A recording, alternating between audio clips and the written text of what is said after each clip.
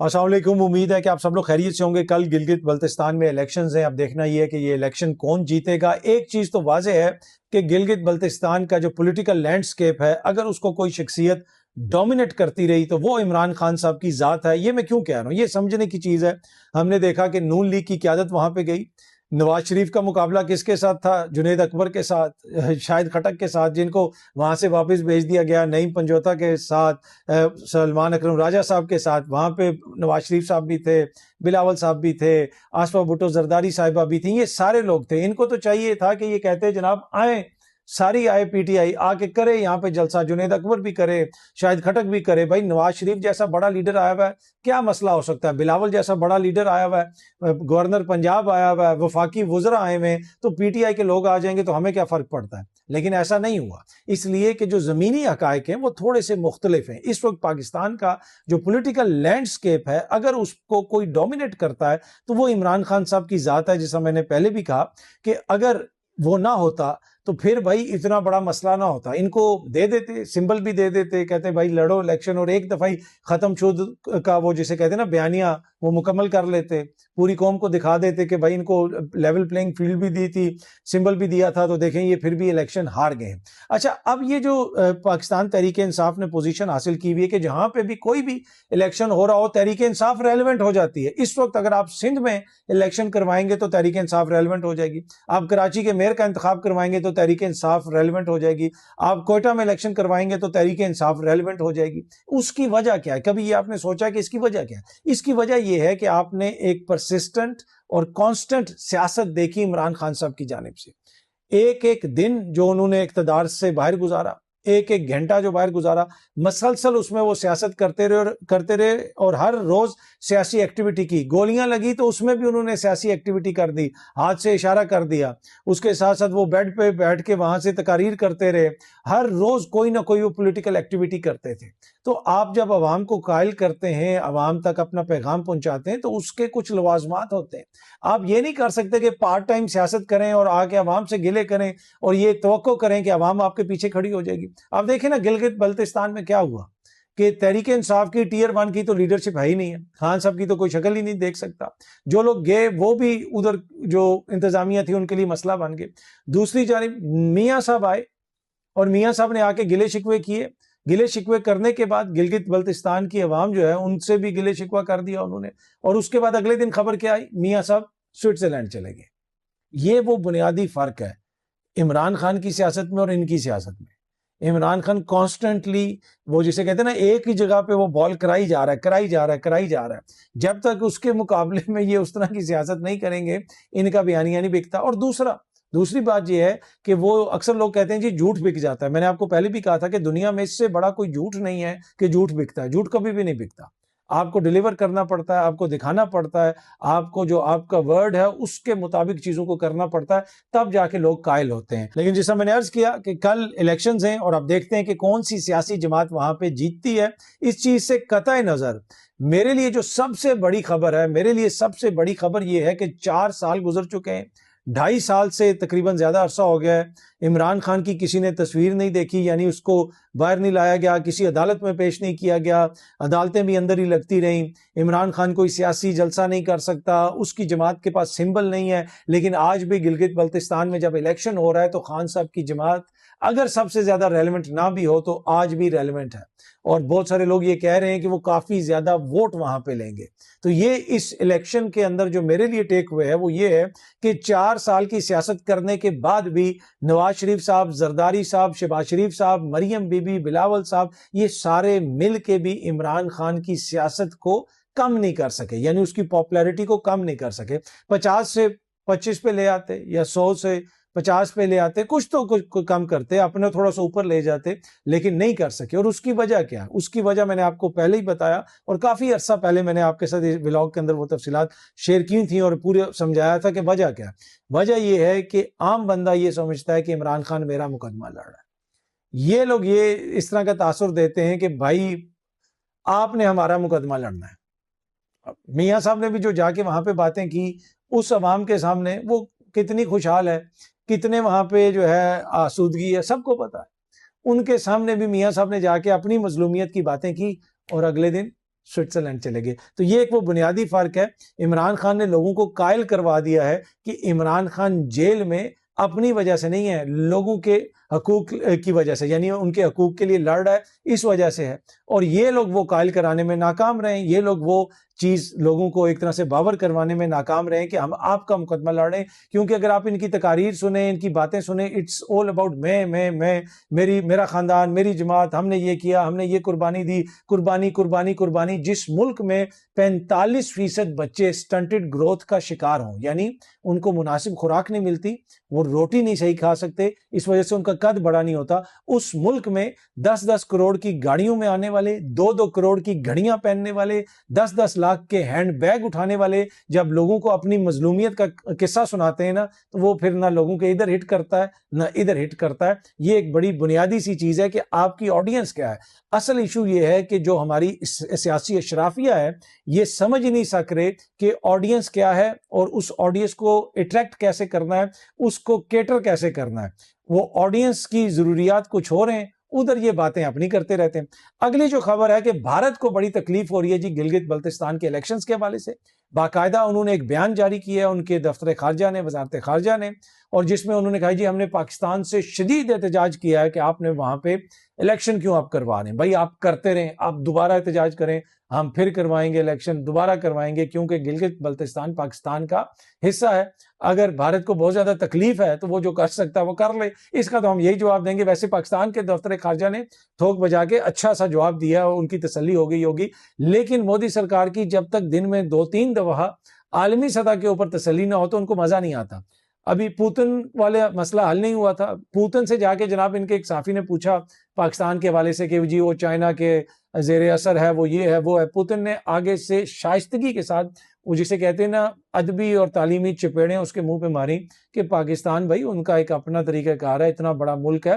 مطلب پوتن نے بس اس کو اٹھ کے منہ پہ تھپڑ نہیں مارے, باقی سب کچھ اس نے کہہ دیا. اور باتیں جو پوتن نے کی 100% ایسے ہی ہیں کہ پاکستان کی اپنی ایک فارن پالیسی بھی ہے, پاکستان کے اپنی ایک بہت ساری ایسی چیزیں ہو سکتا ہے اس سے کچھ چیزوں سے ہم ایگری نہ کریں, آپ ایگری نہ کریں یا کوئی اور ملک ایگری نہ کرے, لیکن جس قسم کا بیانیہ بھارت بناتا رہا اور پاکستان کو آئسولیٹ کرنے کی بات کرتا رہا, آج وہ سارا بیانیہ کدھر گیا؟ پوری دنیا کے سامنے ہے نا. تو اس وجہ سے اب وہ کوئی خریدنے کے لیے تیار نہیں ہے. پر اینی وے ایک دن میں جناب 2-3 دفعہ مودی سرکار کے حوالے سے اسی قسم کی جو ہے کوئی نہ کوئی خبر آ رہی ہوتی ہے, اور اب ان کو تکلیف ہوئی ہے گلگت بلتستان کے الیکشنز کے حوالے سے. بھائی یہ کوئی مقبوضہ کشمیر تو ہے نہیں ہے, وہاں پہ جس طریقے سے الیکشنز ہوتے ہیں وہ آپ کو پتہ ہی ہے. یہاں پہ آپ دیکھیں عوام نکلے گی باہر, بڑی تعداد میں ووٹ بھی ڈالے گی. اب یہ ہم نے دیکھنا ہے کہ کون سی سیاسی جماعت پھر اس کے نتیجے میں وہاں پہ ابھر کر سامنے آتی ہے. سیاسی جماعتوں کی بات کریں تو تحریک انصاف آبویسلی وہاں پہ ایک امپورٹنٹ کردار ادا کر رہی ہے, لیکن تحریک انصاف کے اندر جو اختلافات ہیں وہ بھی آپ کو کھل کر سامنے نظر آ رہے ہیں. اب اس میں کوئی دو رائے نہیں کہ شیخ وقاص اکرم صاحب جو ہیں وہ ٹی وی پروگراموں میں بیٹھ کے سہیل آفریدی کو ہٹ کر رہے ہیں, سہیل آفریدی کو ٹارگٹ کر رہے ہیں, اور یہ تاثر دے رہے ہیں کہ جیسے وہ سہیل آفریدی خود ہی کچھ فیصلہ کرنا چاہ رہے ہیں, پارٹی سے مشاورت نہیں کر رہے. تو وہ اختلاف کھل کے آپ کو سامنے نظر آ رہا ہے. اور پھر اس کے جواب میں سہیل آفریدی نے بھی کہا کہ بھائی ہم تو احتجاج کر رہے ہیں, شیخ وقاص کیوں نہیں کرتا. لیکن اس کے بعد بھی شیخ وقاص صاحب نے 1-2 جو ٹی وی اپیرنسز وغیرہ کی ہیں اس میں انہوں نے جس قسم کی باتیں کی ہیں اس سے لگتا تو ایسے ہی ہے کہ سہیل آفریدی یا کوئی بھی اگر احتجاج کے موڈ میں ہے تو شیخ وقاص اینڈ کمپنی جو ہے, یعنی ان کی جو ساری جماعت کی جو دیگر لیڈرشپ ہے, شاید وہ اس طرح بھی احتجاج کے موڈ میں نہیں ہے, اور پارٹی کے اندر آپ کو اختلاف کھل کے نظر آ رہا ہے. اچھا اگلی جو خبر ہے نا یہ بڑی امپورٹنٹ خبر ہے, یہ سامنے آپ دیکھ سکتے ہیں. کل میں نے یہ خبر پڑھی جنگ نیوز میں, اور پھر مجھے ایک چیز یاد آ گئی, بڑی امپورٹنٹ چیز آپ کے ساتھ آج شیئر کروں گا. پاکستان کے انفراسٹرکچر نظام میں گورننس کی کمزوریاں اجاگر, عملی نفاذ میں مسائل برقرار. پاکستان کا جو گورننس کا مسئلہ ہے, دیگر مسائل ہیں, ٹرانسپیرنسی انٹرنیشنل نے اس کے اوپر بات کی. اسی سے ملی جلی چیز جو ہے کہ پاکستان کا جو گورننس کا سٹرکچر ہے, جو ہماری بیوروکریسی ہے, کیا وہ چیزوں کو اس طرح چلا رہی ہے جس طرح چیزوں کو چلنا چاہیے. ہم نے SIFC بنائی, اور SIFC جو ہے ایک بڑی سنسیئر اور بڑی اچھی ایفرٹ تھی, لیکن جس طریقے سے SIFC کو بالکل ناکارہ کر دیا گیا ہے وہ ٹو بی آنیسٹ میرے اس بیاونڈ مائی کمپریہنشن کہ کیوں ایسا کیا گیا. اس کو اتنا پھیلا دیا گیا. اس کا بنیادی مقصد تو یہ تھا نا کہ باہر سے سرمایہ کاری آئے. سرمایہ کاری شہباز شریف لے کے آئیں, عمران خان لے کے آئیں, وہ لے کے آئیں جناب نواز شریف صاحب لے کے آئیں, زرداری صاحب لے کے آئیں. وہ پاکستان کے لیے آنی ہے, وہ آئے گی تو اس میں ہم سب کو فائدہ ہے. لیکن SIFC کو ایک طرح سے لگتا ہے ایسے ہے کہ جیسے ڈیلیبریٹلی اس کو سلو کر دیا گیا. اور میں نے یہ چیز آپ کے ساتھ شیئر کی تھی کہ ایک secretary finance, retired secretary finance نے مجھے یہ بتایا، آگے پیچھے کی بات نہیں کر رہا، مجھے بتایا. انہوں نے یہ کہا کہ SIFC جب بنی نا، ان سے بات ہو رہی تھی، انہوں نے کہا کہ یہ دیکھو یہ آگے ان کے ساتھ کریں گے کیا. پہلی SIFC کی کوئی میٹنگ ہوئی تو اس میں ایجنڈا یہ تھا، ایجنڈا وہ تھا. کچھ دنوں کے بعد انہوں نے کہا یہ ایجنڈا کو اتنا بڑا کر دے گی بیوروکریسی، اور بعد میں پتا چلا کہ کوئی اجلاس ہوا تو اس میں پتہ نہیں 34 چیزیں ایجنڈا پہ تھیں یا کتنی تھی. اس دن انہوں نے مجھے بتایا یہ 1.5-2 سال پرانی بات ہے، میں پہلے بھی اپنے ولاگ کے اندر کر چکا ہوں. تو اس طرح جب نظام چل رہا ہو تو اس میں چیزیں بہتر نہیں ہوتی. میں نے آپ کو یہ چیز بھی بتائی تھی کہ میں نے جرمنی کے ایمبیسیڈر کو انٹرویو کیا غالباً 2018 میں، اور ان سے میں نے کہا کہ بھائی آپ پاکستان سے محبت کی بات کرتے ہیں، آپ کیوں نہیں لگاتے پاکستان میں کوئی جرمن کار کا پلانٹ، تاکہ پتہ تو چلے نا کہ آپ کو پاکستان بڑا پسند ہے. انہوں نے کہا جی ہم نے 2 سال پہلے یہ حکومت پاکستان سے رابطہ کیا بیوروکریٹک لیول کے اوپر، بیوروکریسی کے لیول کے اوپر، اور ان کے جواب آنے میں 2 سال لگ گئے. 2 سال. ایک اور سفارت خانے کی بڑی اعلیٰ سفارتی شخصیت نے، جب میں اعلیٰ سفارتی شخصیت کہہ رہا ہوں اٹ مینز کہ بڑی اعلیٰ سفارتی شخصیت، یورپی ملک آپ کہہ سکتے ہیں، مغربی ملک کی سفارتی شخصیت نے مجھے بتایا کچھ عرصہ پہلے کہ جناب جب ہم پاکستان سے ڈیل کرتے ہیں مختلف چیزوں کے اندر، ادھر بیٹھا ہوا جو افسر یا کوئی بندہ جب وہ کام کرتا ہے وہ تاثر ایسے دیتا ہے کہ جیسے وہ ہمیں فیور دے رہا ہے کہ بھائی میں نے تمہارے لیے یہ کر دیا. اچھا اب اس شخصیت نے مجھے بتایا وہ کچھ چیزوں سے ڈیل کرتی ہے، آپ کو پتہ ہے مختلف چیزیں ہوتی ہیں، کام وغیرہ پروجیکٹس وغیرہ چل رہے ہوتے ہیں. اس شخصیت نے مجھے بتایا کہ بھائی وہ ادھر ایک تھا جو بھی بیوروکریٹ تھا، وہ جو ڈیل کر رہا تھا، جو بھی اس میں بندہ تھا وہ ڈیل کر رہا تھا، وہ بندہ تبدیل ہو گیا. اب وہ بندہ تھا یا خاتون تھی، میں اس ڈیٹیل میں نہیں جاتا، وہ تبدیل ہو گیا، نیا آ گیا بندہ. اور نئے بندے نے آ کے کہا کہ جی پہلے یہاں پہ بڑی وہ گڑبڑ ہو رہی تھی، یہ تھا وہ تھا، so I am here to clean everything. تو وہ مسٹر کلین آ گیا. یہ اب اس سفارتی شخصیت نے مجھے بتایا کہ جی مسٹر کلین آ گیا، مغربی سفارتی شخصیت نے. مسٹر کلین کہتے ہیں جی، انہوں نے ہم نے کہا بڑی اچھی بات ہے مسٹر کلین آ گئے.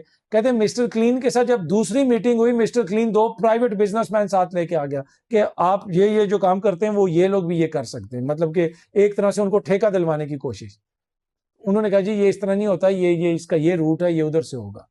تو وہ شخصیت مجھے بتا رہی تھی کہ میں حیران ہم ہو گئے کہ یار یہ مسٹر کلین آیا، اس نے جناب آتے ساتھ ہی پرائیویٹ بندے ساتھ لے کے آ گیا، ان کو تعارف ہمیں ان سے کروا رہے تاکہ ان کو کوئی ٹھیکہ وغیرہ دیا جا سکے. اور اس کے بعد مسٹر کلین نے اگلا کہہ دیا کہ بھائی میرے ایک رشتہ دار کو آپ کے ملک کا ویزا چاہیے. اور وہ سفارتی شخصیت نے کہا کہ مطلب کہ کوئی ہوتی ہے کوئی تھوڑی سی، اب خواجہ صاحب کی زبان میں کوئی شرم ہوتی ہے، کوئی حیا ہوتی ہے کہ آپ پروفیشنلی اپنے پاکستان کے لیے آپ کام کر رہے ہیں، آپ پاکستان کا مقدمہ لے کے چل رہے ہیں، آپ ملک کے لیے کر رہے ہیں، وہاں پہ جا کے آپ اپنے بھتیجے بھانجے کے لیے ویزا مانگنا شروع ہو جائیں، اپنے رشتہ دار کے لیے. وہ کہتے ہیں یہ ہمیں سمجھ نہیں آتی کہ یہ جناب کیا لاجک ہے. اور پھر جب کام کوئی کرتے ہیں تو ہمیں ایسے کہتے ہیں جیسے ہم آپ پہ احسان کر رہے ہیں. تو اس شخصیت نے کہا کہ ایک دفعہ میں نے کہا کہ نو یو آر بینگ پیڈ، آپ کو اس کے لیے پیسے مل رہے ہیں، آپ کو تنخواہ مل رہی ہے، آپ اپنے ملک کے لیے کر رہے ہیں، یہ کیوں بار بار اس طرح کا تاثر دیتے ہو کہ جیسے مجھ پہ احسان کر رہے ہو. تو وہ بھی بڑی فرسٹریٹڈ ہوئی تھی وہ شخصیت کہ کچھ عرصہ کچھ ماہ پہلے کی بات ہے، میری کسی سے بات ہو رہی تھی تو وہ انہوں نے مجھے بتایا. تو یہ صورتحال ہے جناب یہاں پہ. جب تک یہ چیزیں جو ہیں اس طرح ہم بہتر نہیں کریں گے تب تک کیا ہم پاکستان کو آگے بڑھا سکتے ہیں؟ خواہش تو ہم سب کی ہے، لیکن کچھ چیزیں ایسی ہیں کہ ان کو ہمیں دیکھنا پڑے گا. اوور آل جو ہمارا یہ کلچر ہے نا کام کرنے کا، اور ریڈ ٹیپ وغیرہ کم کرنی پڑے گی، ادروائز یہ مسائل ہمارے ایسے ہی رہیں گے، ان سے نکلنا اتنا آسان نہیں ہوگا. اگلی خبر آزاد کشمیر سے ہے، یہ سامنے آپ دیکھ سکتے ہیں، سما بھی اس کو رپورٹ کر رہا ہے، جیو نے بھی رپورٹ کیا، مختلف ٹی وی چینلز اس کو رپورٹ کر رہے ہیں کہ جوائنٹ عوامی ایکشن جو کمیٹی ہے اس کو کالا دم قرار دے دیا گیا ہے، اس کا کوئی نوٹیفیکیشن وغیرہ بھی نکال دیا گیا ہے. میں یہ تھوڑے سے اگر آپ کو ٹکٹ پڑھ کے سناؤں کہ اس میں بتایا گیا ہے کہ انسداد دہشت گردی ایکٹ 2014 کے تحت کالا دم قرار دیا گیا، اور اس میں کہا گیا کہ امن و سلامتی کو نقصان پہنچانے کے موکول شواہد موجود ہیں کہ وہ اس قسم کی ایکٹیویٹی میں شامل ہے جوائنٹ ایکشن کمیٹی، کہ جس کی وجہ سے یہ فیصلہ کیا گیا. لیکن کچھ دن پہلے تک تو ان سے کے ساتھ بیٹھے ہوئے وفاقی وزراء جو ہے وہ ساری بات چیت کر رہے تھے اور جناب مذاکرات ہو رہے تھے اور سب کچھ چل رہا تھا. اب جو ہے وہ یہ ہو گیا کہ جناب اچانک وہ کالا دم قرار ان کو دے دیا گیا. تو کیا عوامی سطح کے اوپر لوگ اس کو مان لیں گے؟ یہ جوائنٹ عوامی ایکشن کمیٹی ہے، مین چیز تو جو میٹر کرتی ہے وہ یہ میٹر نہیں کرتی کہ جناب آزاد کشمیر حکومت کیا سوچ رہی ہے، عوام کیا سوچ رہی ہے. تو میرے خیال میں یہ جو فیصلہ ہے یہ کوئی مجھے اتنا وہ جسے آپ کہہ سکتے ہیں نا کہ نہیں لگتا کہ جس فیصلے کے نتیجے میں عوام کا سینٹیمنٹ بدل جائے گا اور لوگ جوائنٹ عوامی ایکشن کمیٹی کے خلاف ہو جائیں گے، الٹا اس سے جو حکومت کا موقف ہے اس پہ جو ہے بہت بڑا جسے آپ کہہ سکتے ہیں نا کہ غیر سنجیدگی کا ایک تاثر ملتا ہے کہ بھائی جن لوگوں کے ساتھ بیٹھے ہوئے آپ اتنے عرصے سے مذاکرات کر رہے ہیں، وفاقی وزراء بھی آ رہے ہیں، وہ بھی مل رہے ہیں، اور اچانک آپ پتہ چلا کہ جناب وہ کو تو کالعدم قرار دینا ہے کیونکہ جناب وہ یہ بھی دشمن ہے تو وہ بھی دشمن ہے. ایسے نہیں مسئلہ حل ہوگا. میرے خیال میں وہ جو مہاجرین کی سیٹوں والا معاملہ ہے وہ بڑا امپورٹنٹ معاملہ ہے. ایک چیز تو میں اس چیز کے خلاف ہوں کہ مہاجرین کی سیٹیں بالکل ختم کر دی جائیں، اس لیے کہ یہ جو مہاجرین ہیں انہوں نے میرے لیے، آپ کے لیے، کشمیر کے لیے، پاکستان کے لیے قربانی دی ہے. ان کی سیٹیں تو ہونی چاہیے. ہاں اس کا میکنزم ہو سکتا ہے کہ بھائی جو تعداد آپ چند ہزار کے اوپر ایک سیٹ دے دیتے ہیں، تعداد بڑی کی جائے، جو مختلف علاقوں میں مہاجرین قائم ہیں وہ سیٹیں کم کر کے 1-2 سیٹیں کر دی جائیں، 2 کر دی جائیں، کوئی اس کا طریقہ کار بنایا جائے. لیکن یہ ہم نے میک شور کرنا ہے کہ یہ جو مہاجرین ہیں جو پاکستان کے لیے قربانی دے کے آئے ہیں، کشمیر کے لیے قربانی دے کے آئے ہیں، ان کو ہم اس طریقے سے جو ہے ایک طرح سے بالکل اس سسٹم سے باہر نہ کر دیں. ان کو یہ تاثر نہ جائے کہ بھائی یہ ہماری سیٹیں نہیں رہی ہیں. اور ایٹ دا سیم ٹائم جو وہاں پہ ایک obviously ایک سیاسی مسئلہ تو ہے، حکومتیں وہاں پہ گرتی ہیں، حکومتیں چینج ہوتی ہیں، جس کی وفاق میں حکومت آتی ہے وہ سیاسی جماعت جا کے وہاں پہ حکومت بنا لیتی ہے، دوسری حکومت کو گرا دیتی ہے. تو اس کا بھی ایک نقصان ہوا، اور اس کا نقصان یہ ہوا کہ اس وقت کوئی بھی بڑی سیاسی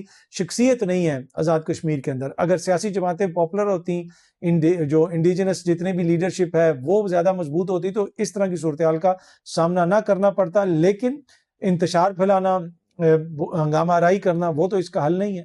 یہ مسئلہ ہے، پاکستان کا مسئلہ ہے، ہمارا مسئلہ ہے، کشمیر کا مسئلہ ہے، تو اس کو ہم نے بیٹھ کے حل کرنا ہے. اس وقت کشمیر کے اندر یہ دیکھیں بیٹھ کے بہت سارے مسائل کو حل کیا نا. آلدو کہ حکومت کے والے سے آپ کو پتا ہے میں بھی بہت زیادہ تنقید کرتا ہوں، لیکن آزاد کشمیر میں بجلی بھی سستی مل رہی ہے، آٹا بھی سستا مل رہا ہے، تو یہ چیزیں اچیو کی ہیں اور اچھی بات ہے، ان کا رائٹ ہے، ملنا چاہیے. تو باقی چیزیں بھی بات چیت کے ذریعے اچیو ہو سکتی ہیں. بلکہ پچھلے آزاد کشمیر کے پرائم منسٹر نے مجھے بتایا کہ جناب اس وقت حالت یہ ہو گئی ہے کہ پنڈی میں جو بہت سارے اے سی آتے ہیں نا، وہ پہلے وہ جناب آزاد کشمیر چلے جاتے ہیں، زیادہ ادھر بکتے ہیں. کیوں؟ وہاں پہ بجلی سستی ہے، ادھر تو کوئی بندہ اب ایسی افورڈ ہی نہیں کر سکتا.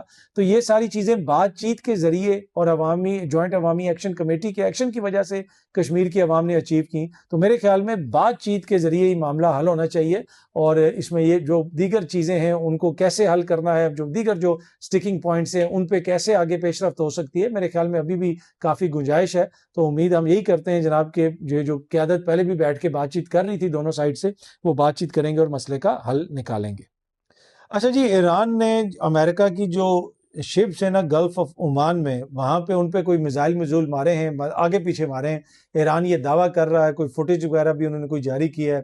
امریکہ یہ کہہ رہا ہے کہ ایسی کوئی بات نہیں ہے، پر وہ جو ایران اور امریکہ کے درمیان معاہدہ ہے وہ ابھی تک پھنسا ہوا ہے. اب دیکھتے ہیں کہ جناب وہ معاہدہ کب تک ہوتا ہے اور کتنا جو ہے وہ اس کے نتیجے میں کتنا خطے کے اندر امن آتا ہے، کیا ہوتا ہے کیا نہیں ہوتا.